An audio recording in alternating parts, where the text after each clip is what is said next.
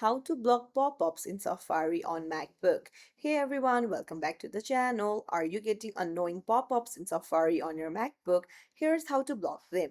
Open up your Safari and then click Safari in the menu bar in the top left and then go to Settings. Uh, Now, once you're there, you need to head over to the Websites tab, and then here you can see pop-up windows at the bottom, and from here you can see block and notify option. Make sure that you click on block or block and notify. So that's it. Now your Safari browsing experience will be cleaner and more secure.